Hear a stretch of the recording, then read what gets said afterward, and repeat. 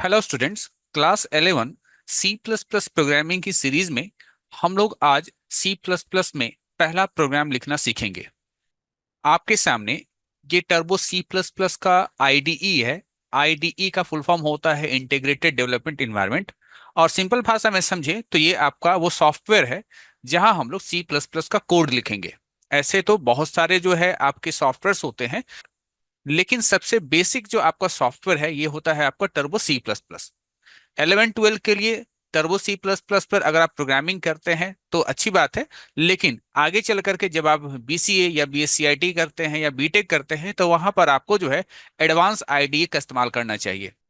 तो सबसे पहले प्रोग्राम की पहली लाइन में हम लोग लिखेंगे hash include IO stream dot H. याद रखिएगा, कोई भी सी प्लस प्लस का प्रोग्राम होगा ना, उसमें सबसे पहला लाइन आपको ये लिखना ही लिखना है। ठीक है। उसके बाद यहां पर लिखेंगे आप इंट मेन। ठीक है, इंट मेन। मेन क्या है? मेन आपके फंक्शन का नाम है। ठीक है, फंक्शन क्या होता है ये सारा कुछ हम लोग धीरे धीरे जानेंगे। Int main.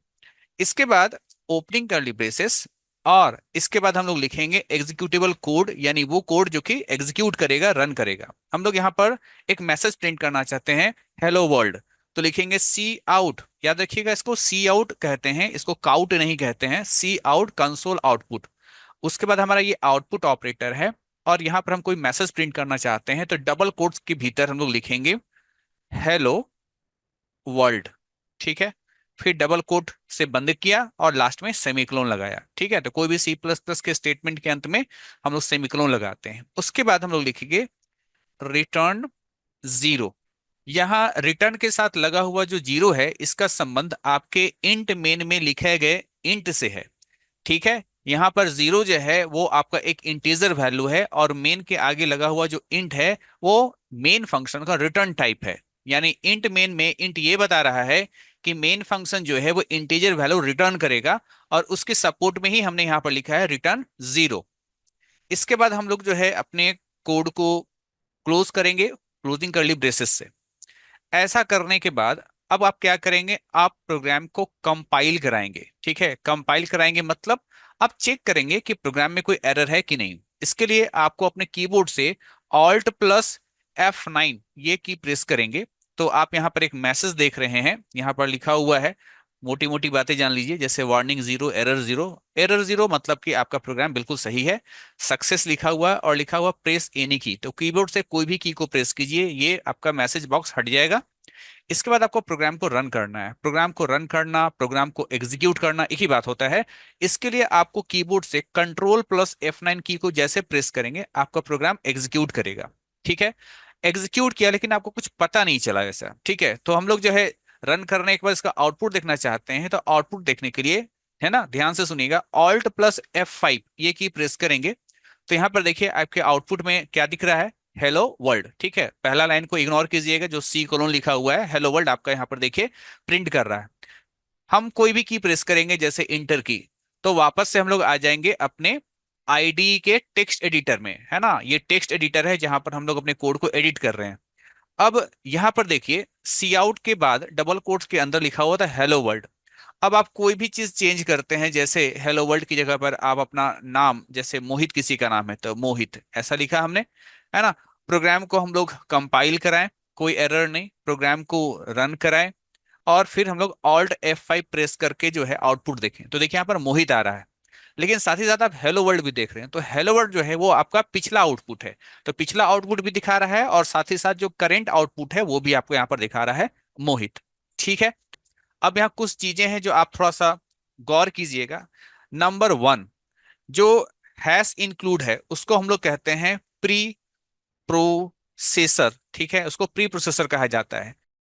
उसी लाइन में जो आईओस्ट्रीम डॉट एच है उसे कहा जाता है हेडर फाइल। ठीक है, हेडर फाइल कैसे पहचानते हैं, तो फाइल के नाम के साथ डॉट एच लगा हो तो उसे हेडर फाइल कहते हैं। ठीक। टू नंबर टू में क्या है, टू में जो इंट है ना, इंट क्या है, वो फंक्शन का रिटर्न टाइप है। ठीक। वहीं मेन क्या है, तो मेन जो है वो आपका फंक्शन है। मेन क्या है, फंक्शन। ये सब एग्जाम में पूछता है कभी कभी एमसीक्यू में, मेन क्या है ना। इसके बाद आपका जो थर्ड लाइन है वहां ओपनिंग कर्ली ब्रेसेस है और वो है बिगिनिंग ऑफ प्रोग्राम। ठीक है। इसके बाद जो फोर्थ लाइन है जहां लिखा हुआ है सी आउट मोहित, वो आपका एग्जीक्यूटेबल फाइल है ना, एग्जीक्यूटेबल फाइल है जो एग्जीक्यूट करेगा। ठीक है। फिफ्थ जो है वो आपका रिटर्न स्टेटमेंट है, रिटर्न स्टेटमेंट है। और सिक्स जो है जहां पर क्लोजिंग कर्ली ब्रेसेस लिखा हुआ है वो आपका एंड ऑफ प्रोग्राम हो गया। ठीक है।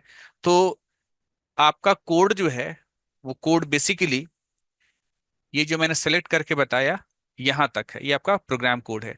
तो याद रखिएगा कोई भी सी प्लस प्लस के प्रोग्राम में सबसे पहला लाइन ये जरूर लिखना होता है, hash include iostream dot h int main opening curly braces, और उसके बाद ओपनिंग कर्ली ब्रेसेस के बाद ये जो आप देख रहे हैं ये जो कोड है ये चेंज होता रहता है। ठीक है। जैसा रिक्वायरमेंट होता है वैसे यहाँ पर हम लोग कोड को बदलते रहते हैं। उसके बाद ये रिटर्न जीरो हमेशा रहेगा। ठीक है। और फिर ये क्लोजिंग कर्ली ब्रेसेस हमेशा रहेगा। यानी अगर आप एक जनरल फॉर्मेट के बारे में बात करें सी प्लस प्लस का एक नॉर्मल एक सिंपल सा प्रोग्राम तो ये रहता है, hash include iostream dot h int main opening curly braces return statement और क्लोजिंग ब्रेसेस। और ये रिटर्न स्टेटमेंट आपको याद रखना है हमेशा क्लोजिंग ब्रेसेस जो है उससे जस्ट आपका ऊपर होना चाहिए। ठीक है। उससे जस्ट ऊपर, जब देख रहे हैं ना क्लोजिंग ब्रेसेस, इससे जस्ट ऊपर रिटर्न स्टेटमेंट। तो ये आपका था सी प्लस प्लस का प्रोग्राम। प्रोग्राम को अगर सेव करना है तो F2 की प्रेस करेंगे और यहाँ पर हम लोग फाइल का कुछ नाम देंगे, जैसे मैंने दिया PG1, है ना, PG1.cpp। तो इस तरीके से आपका फाइल क्या हो जाएगा, PG1। आप देख पा रहे हो कि PG1.cpp यहाँ पर फाइल का नाम आप देख पा रहे हो, इस नाम से क्या हो गया, सेव हो गया। तो ये था आपका सी प्लस प्लस का पहला प्रोग्राम। हम लोग नेक्स्ट प्रोग्राम में फिर से हाजिर होंगे जहां पर हम लोग सी प्लस प्लस के आगे के कंसेप्ट को समझेंगे प्रोग्रामिंग के माध्यम से। मिलते हैं अगली वीडियो में, तब तक के लिए थैंक यू।